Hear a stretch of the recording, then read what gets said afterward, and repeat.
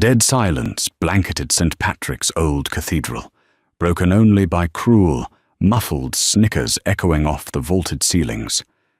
Beatrice Gallagher stood frozen at the altar, in an ivory gown deliberately tailored 2 sizes too small.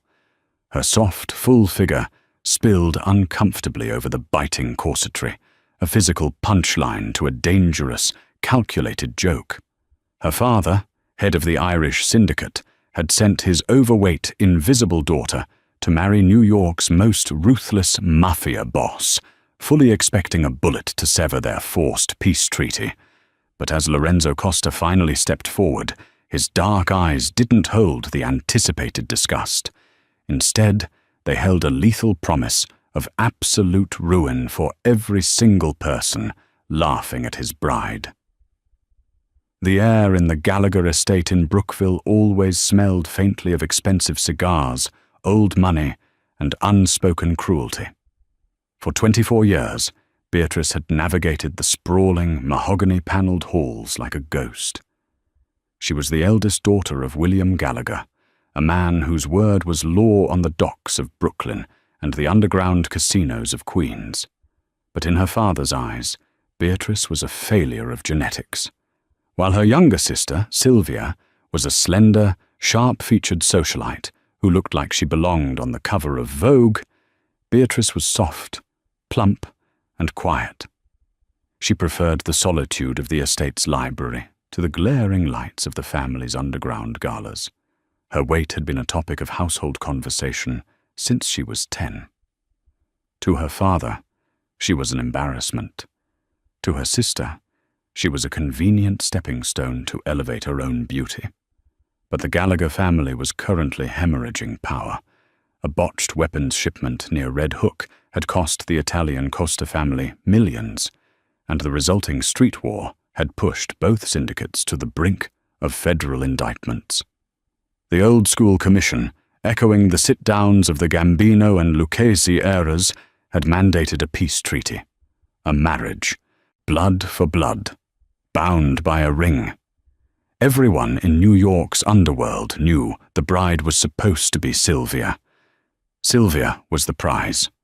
Until the Tuesday before the wedding, Beatrice was in the solarium, reading, when her father's heavy footsteps echoed against the marble floor. William Gallagher, a man whose florid face betrayed decades of heavy drinking, dropped a garment bag on the rattan table. "Get up, Bea. The tailor is coming in an hour," William barked, lighting a Churchill cigar. Beatrice marked her page, looking up in confusion. "The tailor? Sylvia's fittings have been done for weeks." "Sylvia isn't marrying the Costa bastard," William said, blowing a plume of grey smoke toward the glass ceiling. "You are." The words hung in the humid air of the greenhouse. Beatrice's heart slammed against her ribs. Lorenzo Costa was a ghost story whispered among the Irish enforcers. He had taken over his family at 30 after his father's assassination outside Rouse in East Harlem. Lorenzo was known to be methodical, ice-cold, and utterly devoid of mercy. "Father, you can't be serious," Beatrice said, her voice trembling just slightly. "The commission agreed on Sylvia. If I send you, it sends a message," William interrupted, his eyes hardening into flint. "Costa thinks he can bleed me dry for one bad shipment. He thinks he can demand my best girl. No, I'm complying with the commission's ruling. I am giving him my eldest daughter. It's not my fault if she's a fat, unlovable sow." Beatrice flinched, the words striking with the precision of a practiced abuser. She looked down at her hands, the sting of humiliation burning the back of her eyes. She had long ago built a fortress around her heart to survive her family, but the sheer audacity of this plan terrified her. She wasn't just being insulted. She was being weaponized. "He will kill me," Beatrice whispered. "When he lifts the veil and sees it's me, he'll view it as an insult. He'll kill me right there at the altar." "Then we go to war," William said callously, turning on his heel. and I'll have the backing of the commission, because Costa broke the peace by killing a Gallagher. It's a win-win, B. For once in your life, you're actually useful. The next few days were a blur of calculated degradation. Sylvia's custom-made gown, tailored for a size 0 frame, was violently altered to fit Beatrice's size 16 body.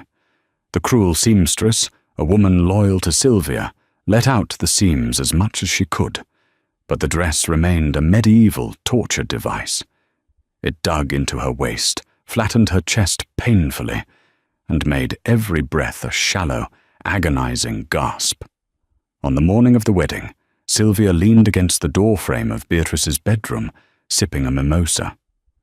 "You look like a stuffed sausage, Bee," Sylvia laughed, her eyes glittering with malicious delight. "Try not to sweat through the silk before you reach the altar." "I hear Lorenzo is quite the aesthete. I give it 10 seconds before he walks out." "Or shoots you." Beatrice stared at her reflection in the antique floor mirror. Her dark hair was pinned up intricately, her hazel eyes large and terrified beneath the heavy lace veil. The dress was a disaster. It clung to her stomach and hips in all the wrong ways, the fabric straining visibly at the zipper. She looked exactly as her father intended, like a joke, a massive, humiliating middle finger to the most dangerous man in New York. She didn't cry. Crying would give them what they wanted. Instead, Beatrice took a shallow breath against the biting corset, lifted her chin, and prepared to walk to her own execution. St. Patrick's Old Cathedral in Lower Manhattan was packed to the gills with the most lethal men and women on the eastern seaboard. The tension in the nave was thick enough to choke on. On the left sat the Irish, William Gallagher's lieutenants, captains and political pawns, all wearing smug, knowing expressions. On the right sat the Italians, the Costa family, clad in immaculate, dark tailoring, their faces stony and expecting the arrival of the beautiful Sylvia Gallagher. The heavy oak doors groaned open. The organist struck the first heavy chords of the bridal chorus. Beatrice stepped into the threshold, her hand resting lightly on her father's rigid arm. The reaction was instantaneous. The collective intake of breath from the right side of the aisle was audible over the music. It was followed immediately by a low, dangerous murmur that swept through the pews like a lit fuse. "Who is that?" "That's not Sylvia." "Look at her. The dress is splitting. It's an insult. Gallagher is mocking us." Beatrice kept her eyes locked, dead ahead. Her face burned with the heat of 1,000 humiliating stares. Every step was agony, both physically from the suffocating dress and mentally from the sheer weight of the room's hostility. She could feel the men on the Costa side shifting in their seats, hands discreetly moving toward the inside breasts of their jackets. At the end of the long, velvet-carpeted aisle stood Lorenzo Costa. He was taller than she expected, broad-shouldered and imposing in a charcoal Brioni suit that fit him with lethal perfection. His face was a mask of aristocratic angles, high cheekbones, a sharp jawline, and eyes as dark and unfathomable as an ocean trench. Beside him, his underboss, a scarred man named Glens the Razor Santoro, leaned in. "Boss," Glens hissed, his voice carrying in the cavernous quiet. "It's a trick. He sent the fat one. Say the word and we paint these walls red." Beatrice's breath hitched. She stopped walking, freezing just 10 feet from the altar. Her father yanked her arm roughly, trying to pull her forward, but her feet were glued to the floor. She looked at Lorenzo, bracing herself for the disgust, for the outrage, for the signal that would turn the cathedral into a slaughterhouse. Lorenzo's dark eyes swept over her. He took in the straining fabric of the dress, the flush of shame on her cheeks, the trembling of her hands, and the cruel, triumphant smirk on William Gallagher's face. Lorenzo didn't reach for a weapon. He didn't shout. Instead, he stepped down from the altar, closing the distance between them. The cathedral fell into a terrifying, breathless silence. William Gallagher let go of Beatrice's arm, stepping back instinctively as Lorenzo approached. "William," Lorenzo said, his voice a low, smooth baritone that echoed with absolute authority. "You seem to have forgotten how to treat a bride on her wedding day. You're gripping her like a hostage." William puffed out his chest, trying to maintain his bravado. "She's all yours, Costa, per the commission's agreement. A Gallagher daughter for a Costa son." Lorenzo ignored the older man completely. He stopped right in front of Beatrice. Up close, he smelled of cedarwood, expensive bergamot, and a faint, metallic hint of danger. He raised a large, calloused hand and gently lifted the heavy lace veil from her face. Beatrice squeezed her eyes shut, unable to bear the pity or revulsion she was certain to find in his gaze. "Look at me," he commanded softly. She opened her hazel eyes. Lorenzo was staring intently at her face, completely ignoring her body, ignoring the disastrous dress. "What is your name?" he asked. "Beatrice," she whispered, her voice cracking. Lorenzo turned his head slightly toward his underboss. "Glens, sit down. We are having a wedding." A shocked gasp rippled through the Gallagher side. William's smug smile instantly vanished, replaced by a deep, panicked confusion. This wasn't the script. Lorenzo was supposed to reject her. "Costa, wait a minute," William started, stepping forward. Lorenzo snapped his gaze to William, and the sheer violence in his eyes made the older man freeze. "You delivered my bride, Gallagher. Your role in this ceremony is over. Sit in your pew, or I will have Glens nail your feet to it." The Irish boss turned pale, swallowing hard before retreating to the front row. Lorenzo turned back to Beatrice. He offered her his arm. "Walk with me, Beatrice." She tentatively looped her arm through his. He felt like solid granite beneath his tailored suit. As they took the final steps to the altar, Lorenzo leaned his head down, his lips brushing the shell of her ear so only she could hear him. "I know exactly what he is trying to do," Lorenzo murmured, his voice a velvet threat. "And I know exactly how much this dress is hurting you. Breathe shallow. We will be out of here in 10 minutes, and I promise you, no one in this room will ever laugh at you again." Beatrice's heart skipped a beat. A tear finally escaped, tracing a hot path down her cheek. But it wasn't a tear of shame. For the first time in her 24 years of life, someone had stood between her and the cruelty of the world. The priest, a small, sweating man, stammered through the Latin rites. When it came time for the rings, Lorenzo's hands were surprisingly gentle as he slid a heavy, flawless emerald-cut diamond onto her trembling, chubby finger. It fit perfectly.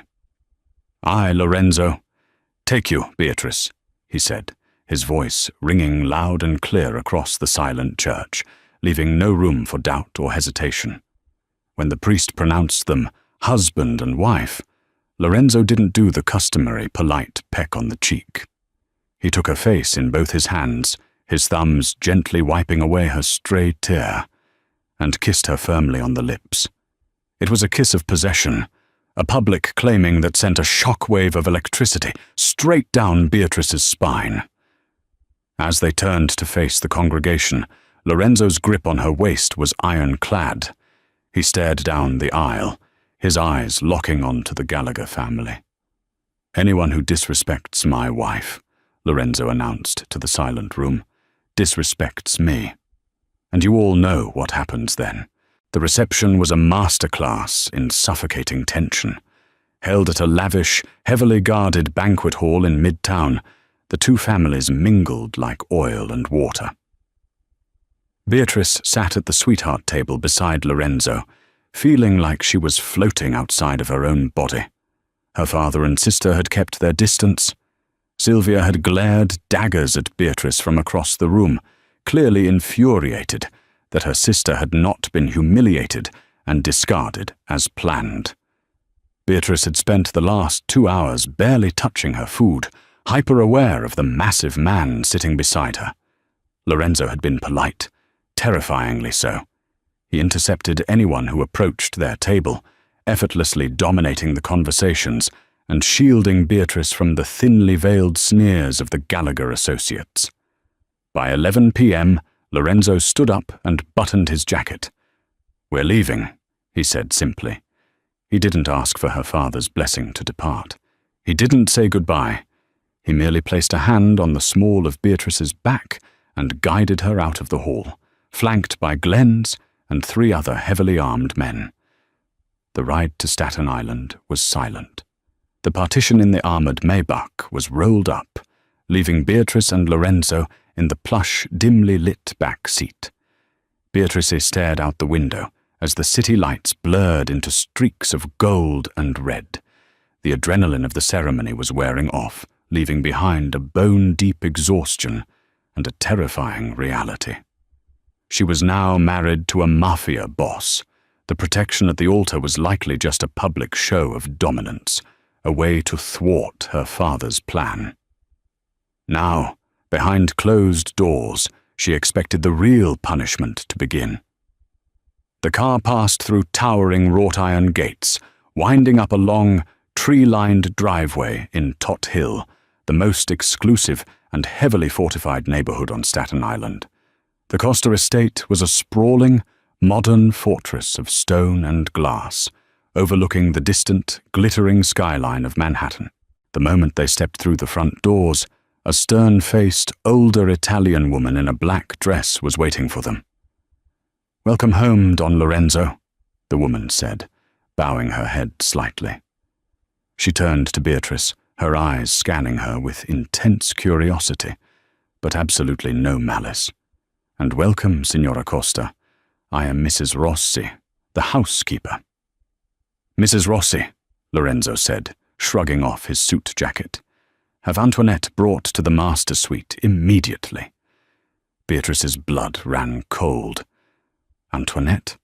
Who was Antoinette? Was he bringing another woman to their room? Was this the humiliation he had saved for private? Lorenzo noticed her sudden rigidity. He looked at her, his expression softening just a fraction. "Antoinette is my family's personal tailor. I called her during the reception." He gestured to the grand staircase, and Beatrice followed him up, her heavy dress dragging awkwardly on the carpet. They entered the master suite, a massive, minimalist room with floor-to-ceiling windows, dark wood, and a king-sized bed that made Beatrice swallow hard. A petite woman with measuring tape draped around her neck was already waiting in the adjoining sitting area. "Antoinette," Lorenzo said, "get my wife out of this abomination of a dress. It's cutting off her circulation, and take her measurements. I want an entirely new wardrobe commissioned by tomorrow morning. Throw away anything with the Gallagher name on it." Antoinette nodded quickly. "Right away, Don Lorenzo." Lorenzo turned to Beatrice. "I'm going to my study to pour a drink. Let Antoinette help you. When you are comfortable, come find me down the hall." He left the room, closing the heavy oak door behind him with a soft click. Beatrice stood frozen for a moment before Antoinette gently touched her arm. "Signora, let's get you out of this trap, yes?" It took 10 minutes to unhook and unzip the violently altered Vera Wang gown. When the dress finally pooled at Beatrice's feet, she took her first full, deep breath in 12 hours. The relief was so profound she almost wept. Antoinette gently guided her into a plush, silk robe that was deliciously oversized and incredibly soft. "He is a good man, the Don," Antoinette murmured, as she quickly and efficiently took Beatrice's measurements. "Tough. But he protects what is his." What is his? The words echoed in Beatrice's mind as Antoinette packed up her things and left. Beatrice tied the sash of the robe around her waist, catching a glimpse of herself in the vanity mirror. She looked pale, her makeup smudged, her hair half falling out of its intricate pins. She was fat, yes. She had a soft belly, thick thighs and wide hips.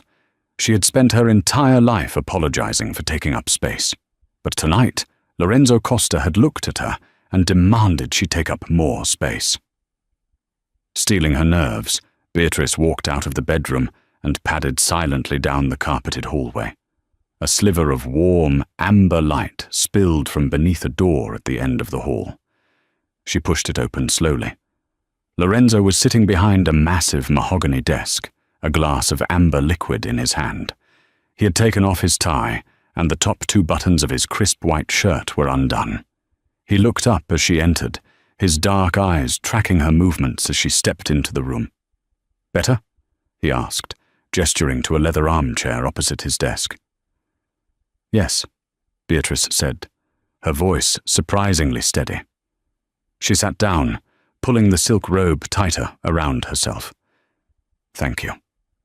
Lorenzo took a slow sip of his drink. "Your father is a fool, Beatrice.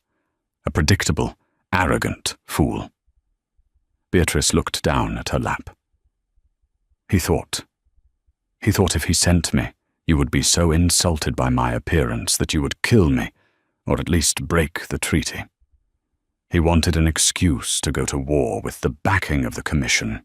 "I know exactly what he wanted," Lorenzo said, setting his glass down. He leaned forward, resting his elbows on the desk, clasping his hands together. "He thought I was as vain and shallow as he is.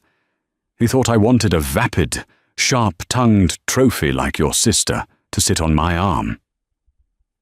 Beatrice looked up, surprised by the venom in his voice when he mentioned Sylvia. "You know Sylvia. I know of her, and I know of you," Lorenzo said, his gaze locking onto hers. It was a piercing look, stripping away all her defenses. "Did you think I run the most powerful family in this city without doing my research?" Beatrice blinked. "Research? On me?"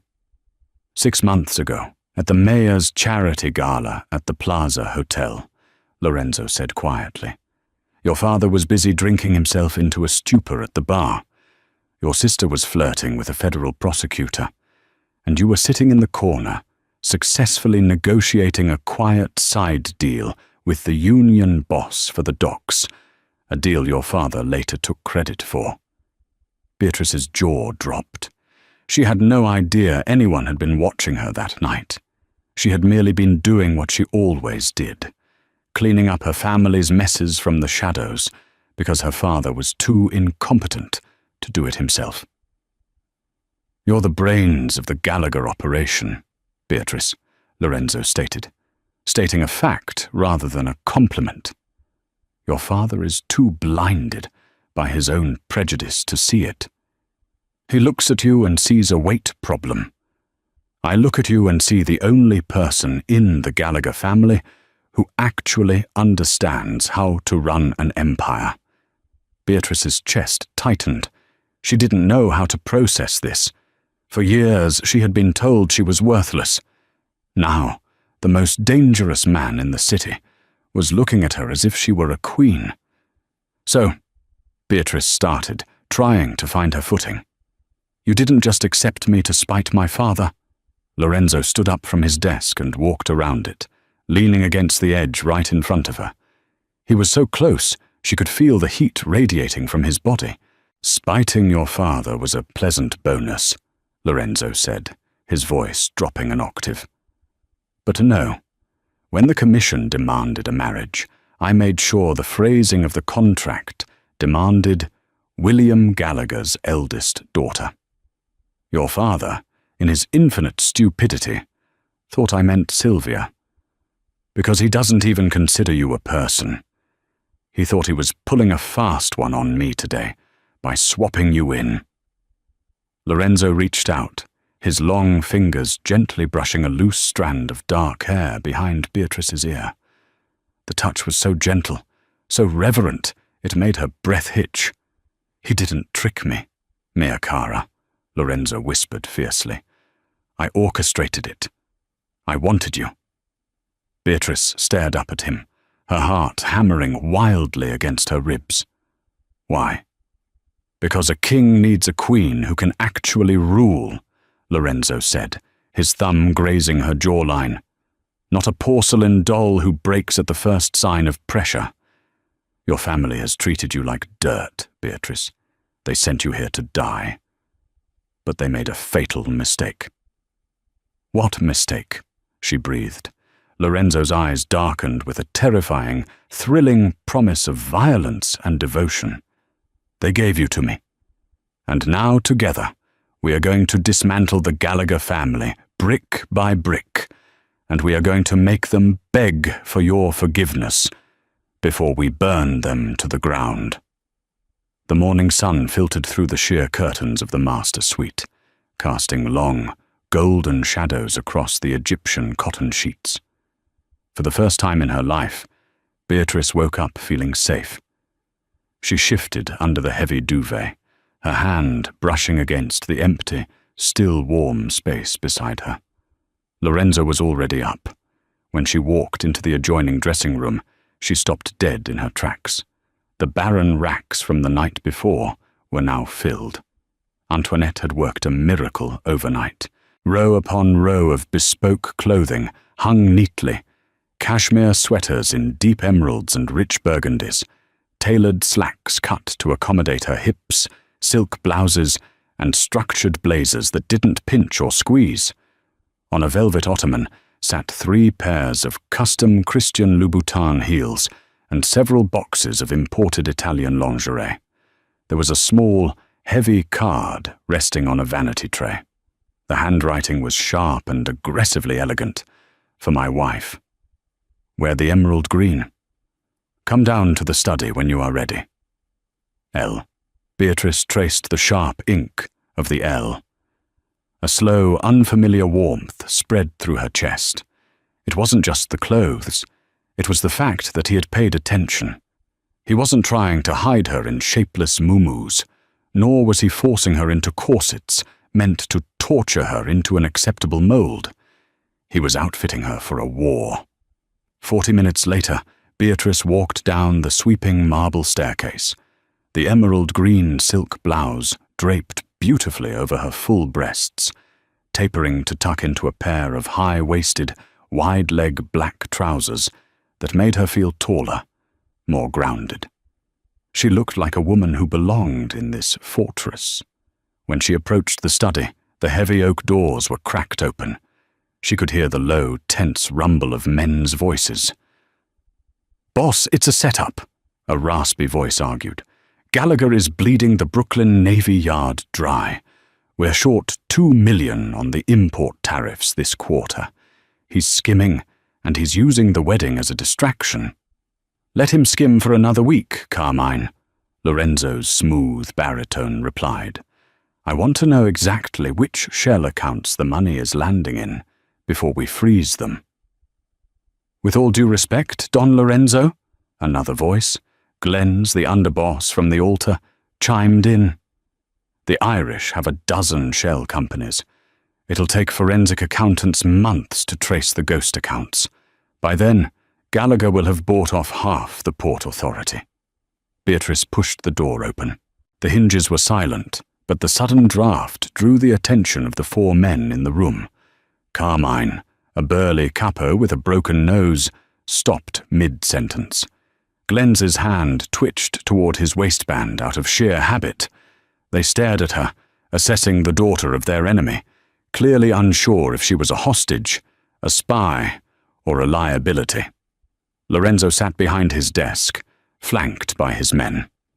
The moment he saw her, the cold, calculating mask he wore for his capos melted away, replaced by a look of possessive, burning approval. His dark eyes roamed over the emerald silk, tracing the curve of her hips and the soft line of her jaw. "Gentlemen," Lorenzo said, his voice dropping a dangerous octave, "you will stand when my wife enters the room." Chairs scraped frantically against the hardwood.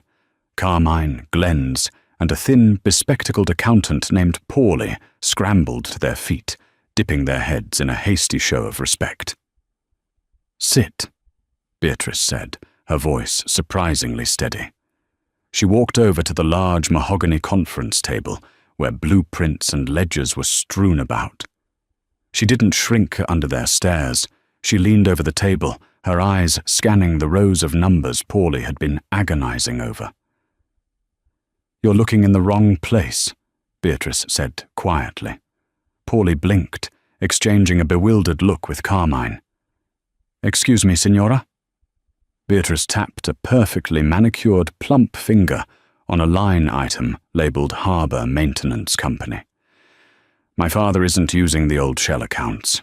He knows you have eyes on Celtic hauling and Shamrock logistics.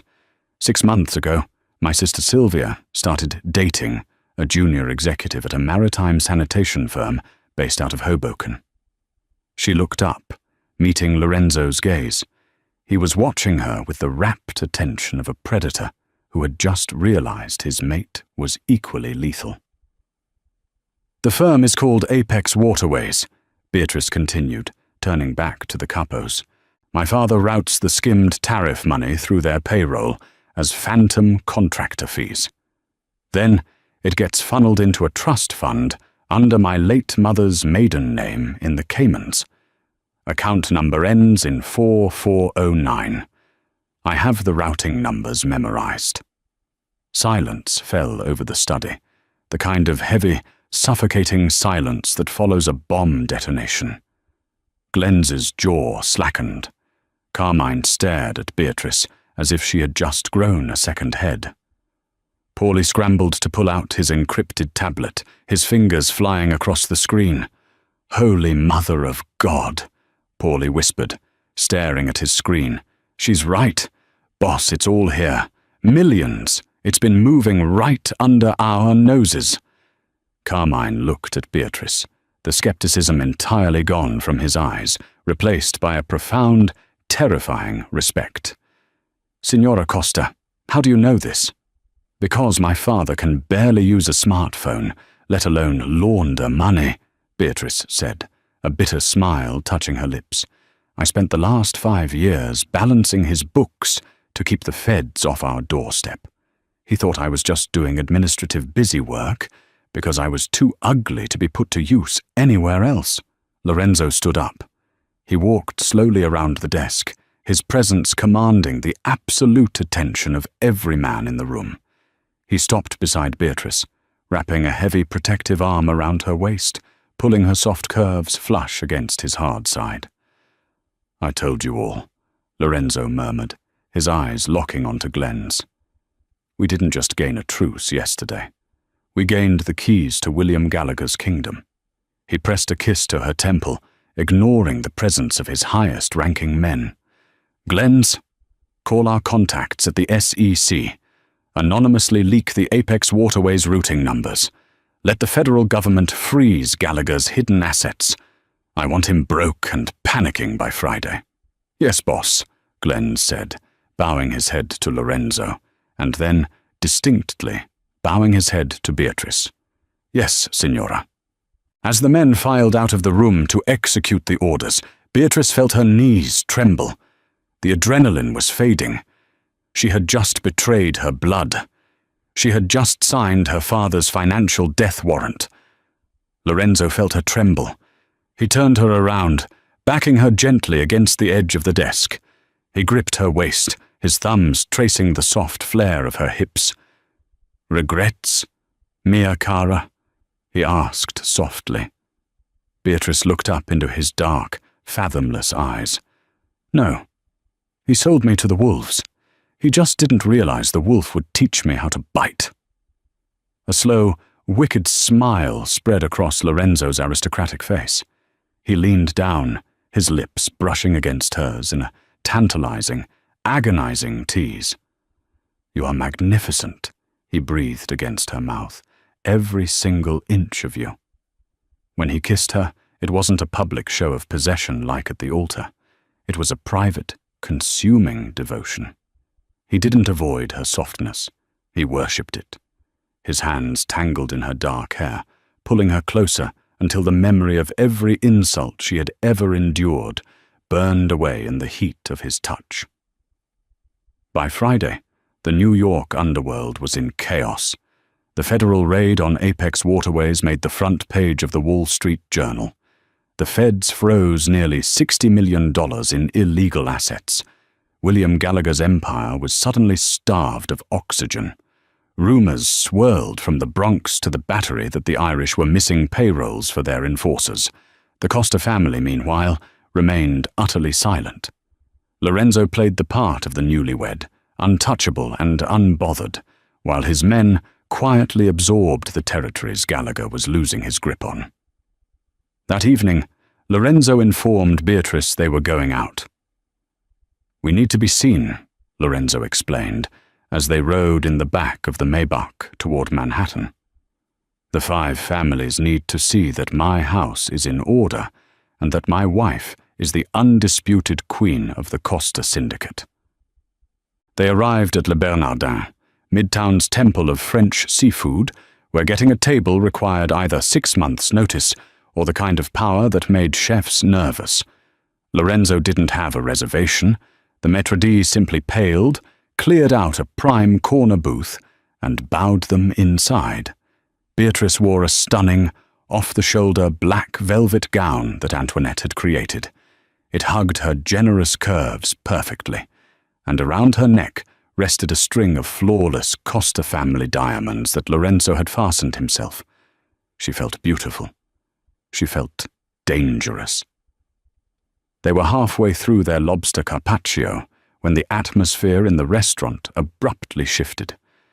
Beatrice noticed Lorenzo's jaw clench, his eyes fixed on the entrance. She followed his gaze. William and Sylvia Gallagher had just walked in. William looked haggard, the florid flush of his face replaced by a sickly, desperate pallor. Beside him, Sylvia looked like a venomous snake poured into a backless, skin-tight scarlet dress. She was scanning the room with predatory eyes. When she spotted Lorenzo, a triumphant, malicious smirk crossed her face. She didn't even look at Beatrice. "Lorenzo," Beatrice whispered, her heart accelerating. "Keep eating, mia cara," Lorenzo said, his voice cold and flat, picking up his wine glass. "Do not give them the satisfaction of a reaction." But Sylvia was already charting a path straight for their table, leaving her father hovering near the coat check. She moved with the confident swagger of a woman who had never been told no in her entire life.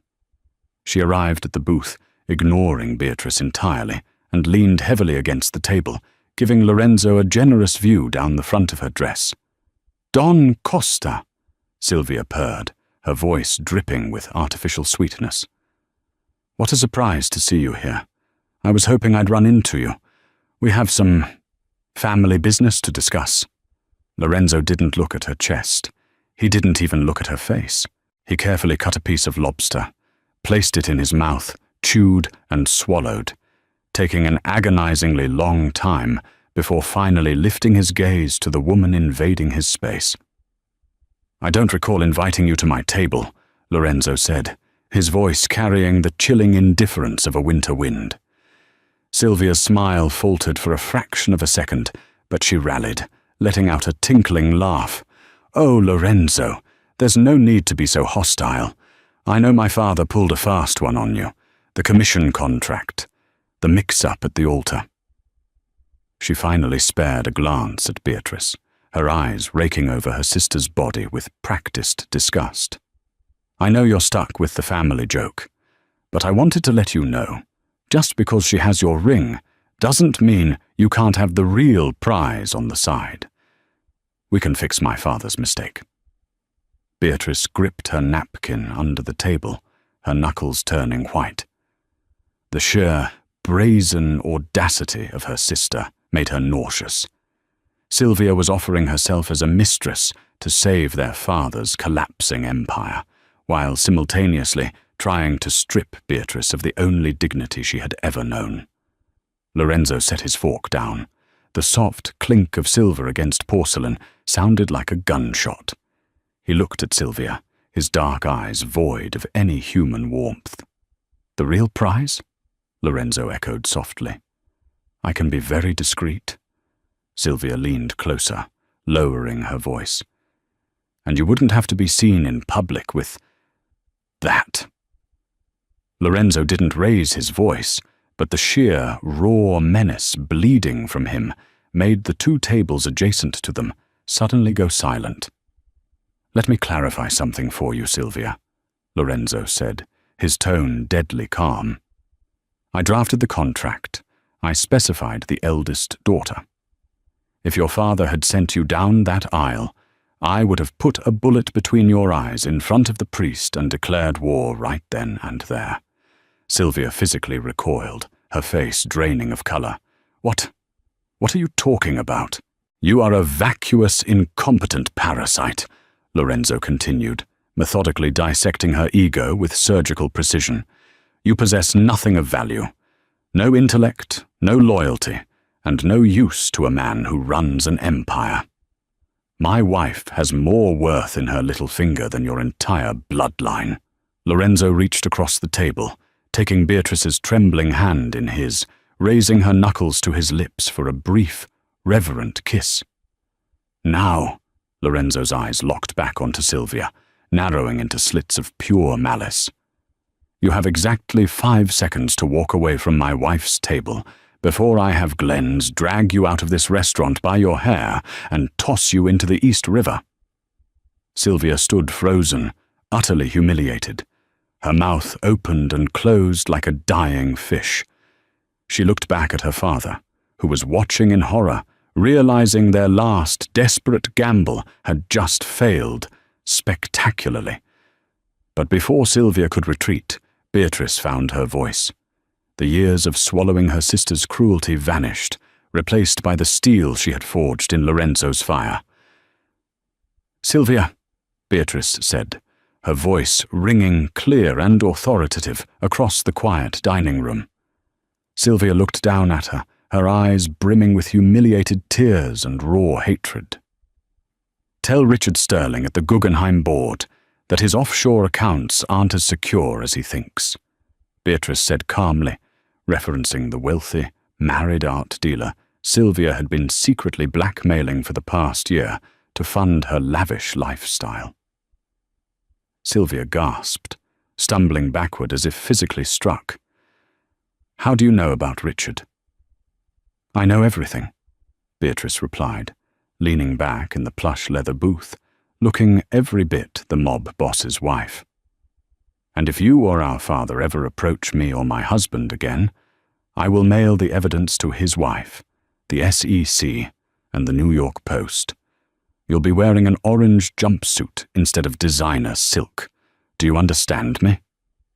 Sylvia gave a frantic, jerky nod. She spun on her stiletto heel and practically ran out of the restaurant, grabbing William's arm and dragging the defeated Irish boss out into the cold Manhattan night. The heavy tension in the restaurant slowly dissipated as the ambient chatter tentatively resumed. Beatrice let out a shaky breath, her heart hammering against her ribs. She looked at Lorenzo. He was staring at her, an expression of profound, primal awe on his face. "Remind me," Lorenzo murmured, a dark, devastating smile playing on his lips. "Never to make you angry, Signora Costa." Beatrice finally smiled, a genuine, radiant expression that reached her hazel eyes. She squeezed his hand, the heavy emerald diamond catching the candlelight. "I think you're safe, Don Costa," she whispered. "For now." In the weeks after Le Bernardin, the Gallagher empire suffocated under Beatrice's precision. Federal agents flooded Brooklyn's docks, cutting off cash flow and loyalty in one swift blow. Now seated in Lorenzo's sunlit study, Beatrice calmly orchestrated the takeover, reviewing ledgers with sharp focus. When reports showed vendors withholding profits, she chose strategy over force, offering incentives instead of threats. Control, she knew, was built on stability, not fear. As Carmine carried out her orders, Lorenzo returned, his presence easing, but not disrupting, the quiet dominance she now held. He walked around the desk, pulling her chair out and lifting her effortlessly into his arms. Beatrice let out a soft gasp as he settled into her chair, pulling her onto his lap. She curled against his broad chest, her soft curves fitting perfectly against the hard planes of his body. "How is my beautiful wife destroying her enemies today?" Lorenzo murmured, burying his face in the crook of her neck, inhaling the scent of her Tom Ford perfume. "Systematically," Beatrice whispered, threading her fingers through his dark hair. "My father missed payroll for the 3rd week in a row. His lieutenants are defecting. I give it 48 hours before he does something desperate." Lorenzo's hand slid up her thigh, his thumb drawing lazy circles on her skin. "I have men watching his estate in Brookville. If he sneezes, I know about it. He has no moves left. Maya cara, you checkmated him the moment you exposed Apex waterways. But a cornered rat is often the most dangerous." Later that evening, Lorenzo had to attend an emergency meeting in Manhattan regarding a sudden strike at the shipyard. He took Lenz and 4 guards, leaving Beatrice at the Staten Island estate with Mrs. Rossi and a skeleton crew of 6 highly trained enforcers. The storm rolled in around 10 p.m., bringing driving rain that lashed against the floor-to-ceiling windows of the master suite. Beatrice was in the attached reading room, curled up on a velvet chaise lounge with a first edition of Wuthering Heights, a gift from Lorenzo. The first sign that something was wrong was the sudden, absolute darkness. The power grid for the entire Tot Hill estate flickered and died. The backup generators, which should have kicked on within 3 seconds, remained dead. Beatrice's heart slammed against her ribs. She set her book down slowly. The silence in the house was profound, broken only by the aggressive drumming of the rain. She slipped her feet into her slippers and crept to the door. "Mrs. Rossi?" Beatrice called out softly into the pitch-black hallway. There was no answer. Then she heard it. The muffled thwip of a silenced gunshot from the ground floor, followed by the heavy thud of a body hitting the marble foyer. Panic, icy and sharp, spiked in her veins. Her father hadn't tried to attack Lorenzo in the city. He had used the shipyard strike as a decoy to draw Lorenzo away so he could strike at the estate. He had come for her. Beatrice didn't freeze. The years of hypervigilance, of surviving the psychological warfare of the Gallagher household, took over. She rushed back into the master suite and locked the heavy oak door, throwing the deadbolt. She ran to the bedside table, pulling open the bottom drawer.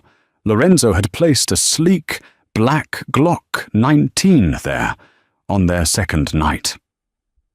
"I will always protect you," he had told her. But a queen must know how to hold a blade in the dark. He had taken her to the underground range beneath the estate to teach her how to shoot. Her hands trembled as she gripped the cold metal, checking the safety just as he had shown her. Heavy footsteps pounded up the grand staircase. "Check the guest rooms! Find the fat bitch!" A gruff, familiar voice barked. It was Mickey Sullivan, her father's most ruthless enforcer. "William wants her alive, but he didn't say she had to be in one piece." Beatrice backed away from the bedroom door, her breathing shallow. The master suite was a fortress, but the doors wouldn't hold forever against a determined crew with breaching tools. She remembered the blueprints of the house she had studied. Lorenzo's estate had a panic room, but it was in the basement. She was trapped on the 2nd floor. "Think," Beatrice commanded herself. "You are smarter than them." The estate's security system was hardwired, but Lorenzo had installed a localized, battery-operated smart hub in the master closet that controlled the reinforced steel shutters on the windows and the electronic locks on the suite's secondary doors. She ran into the expansive walk-in closet, navigating the darkness by memory. She found the touch panel glowing faintly on emergency battery power. Her fingers flew across the screen. She initiated the lockdown protocol for the 2nd floor, slamming heavy steel fire doors shut across the main hallway, essentially dividing the upstairs in half and blocking the primary route to the master suite. Outside the bedroom, she heard Sullivan curse violently as the steel doors slammed shut down the hall, trapping 2 of his men on the other side. "The door is locked," someone yelled from right outside her bedroom. "Blow the hinges!" Beatrice backed into the darkest corner of the bedroom, raising the Glock, aiming it squarely at chest height toward the door. Boom! The heavy oak door splintered inward with a deafening crash, the concussive force rattling the windows. Flashlights cut through the darkness, sweeping across the room. "Spread out," Sullivan ordered, stepping into the room, a submachine gun sweeping the area. "Check the bathroom. Check the closets." Beatrice held her breath, pressing herself against the silk-lined wall. One of the men stepped into her line of sight, his flashlight sweeping inches from her face. She didn't hesitate. She squeezed the trigger. The gunshot was deafening in the enclosed space. The man screamed, clutching his shoulder as he went down hard. "She's got a gun! By the window!" Sullivan roared, turning his weapon. Before he could fire, a horrifying sound echoed from the front driveway. It was the screaming, tortured roar of a V12 engine pushed past its limits, followed by the screech of tires and the crash of the front gates being violently rammed open. Lorenzo had returned. The distraction was all Beatrice needed. She fired twice more in the dark, forcing Sullivan and the remaining men to dive for cover behind the heavy mahogany bed. Downstairs, all hell broke loose. The distinct, terrifying sound of automatic weapons fire erupted in the foyer. Lorenzo had not brought a peace delegation. He had brought a fully armed hit squad. The screams of the Irish enforcers echoed up the staircase, brutal and short-lived. Sullivan panicked. "Screw the boss's orders! Kill her and let's find a window!" he shouted to his remaining man. He popped up from behind the bed, raising his gun toward Beatrice's corner. Before he could pull the trigger, the shattered remains of the bedroom door were kicked completely out of the frame. Lorenzo stood in the doorway, an absolute vision of vengeance. He was soaked in rain, his Brioni suit ruined, holding an assault rifle. His eyes were wild, scanning the room in the dark until they locked onto the muzzle flash of Sullivan's gun. Lorenzo didn't just shoot Sullivan. He emptied half a magazine into the enforcer, the sheer force throwing the man backward through the glass of the vanity mirror. The remaining Irish thug dropped his weapon instantly, falling to his knees and raising his hands in the dark. "Don't shoot! I surrender! I surrender!" the man sobbed. Lorenzo stepped into the room, ignoring the man completely. "Beatrice!" he roared, his voice cracking with a terror she had never heard from him before. "I'm here," she gasped, stepping out of the shadows, her hand shaking so violently she dropped the Glock onto the carpet. Lorenzo dropped his rifle. He crossed the room in 2 massive strides, dropping to his knees and pulling her down into his arms. He crushed her against his chest, his hands frantically roaming over her soft body, checking for blood, for wounds, for any sign that they had hurt her. "Are you hit? Did they touch you?" he demanded, his breathing ragged, his face buried in her hair. "I'm okay. I'm okay," Beatrice sobbed, finally letting the adrenaline crash. She buried her face in his wet neck, clinging to his broad shoulders. "I shot one of them. The other one is surrendering." Lorenzo held her tight, kissing her forehead, her cheeks, her lips, murmuring desperate Italian prayers of gratitude into her skin. He pulled back just enough to cup her face, his thumbs wiping away her tears. "You are so brave, Mia Regina," he whispered fiercely. "So beautiful. So perfect." He stood up, pulling her to her feet and keeping her tucked firmly behind him. He turned his attention to the surviving Irish enforcer, kneeling on the floor. Glens and Carmine rushed into the room, their weapons drawn, sweeping the area. "House is clear, boss," Glenn said, breathing heavily. 4 dead downstairs. We lost 2 guards. Lorenzo looked down at the trembling man. "Who gave the order to target my wife?" "William!" the man cried out. Gallagher. He said if he couldn't have his money, he wanted his daughter back to use as a hostage against you. He's at the warehouse in Red Hook, waiting for us to bring her." Lorenzo's expression went completely blank. It was a terrifying, dead calm that promised absolute destruction. He turned to Glenn's. "Take my wife to the penthouse at the Carlyle in Manhattan. Surround the floor with 20 men. No one gets in or out," Lorenzo ordered softly. He then looked at Carmine. "Gather every capo, every soldier, every piece of artillery we have. We are going to Red Hook, and we are going to burn William Gallagher's empire to the ground, with him inside it." Beatrice grabbed Lorenzo's arm. "Lorenzo, wait." He looked back at her, the violence in his eyes softening instantly. "He tried to take you from me, Beatrice. He dies tonight." "I know," Beatrice said, her voice steadying. She stood tall, refusing to shrink. "But a king doesn't clean up the garbage, and neither does a queen. You don't just kill him in the dark. You make an example of him in the light." Lorenzo paused, listening. "If you shoot him in a warehouse, he becomes a martyr to the old Irish Guard," Beatrice explained, her brilliant mind working rapidly. "We have the surviving enforcer. Have him call my father. Tell him the extraction was a success, but the estate was too hot. So they are bringing me to the docks at Pier 84. When he shows up expecting a hostage, he finds the commission." A slow, dark smile spread across Lorenzo's face. He brought her hand to his lips, kissing her knuckles. "You want to strip him of his crown in front of the 5 families before taking his head. I want him to know," Beatrice said coldly, "that the daughter he called a fat, useless joke was the one who pulled the trigger on his execution." Midnight fog rolled thick over Pier 84, swallowing the Hudson in a damp, ghostly haze. William Gallagher paced beside a rusted shipping container, his nerves fraying with every passing second. Sylvia stood close behind him, trembling in a silk nightgown hidden beneath a thin trench coat. He had brought her as insurance, paranoia disguised as protection. Headlights sliced through the fog. A black SUV came to a slow stop. William exhaled sharply, gripping his revolver. "When they bring her out," he muttered, "we take her back. 50 million by morning, or they get her in pieces."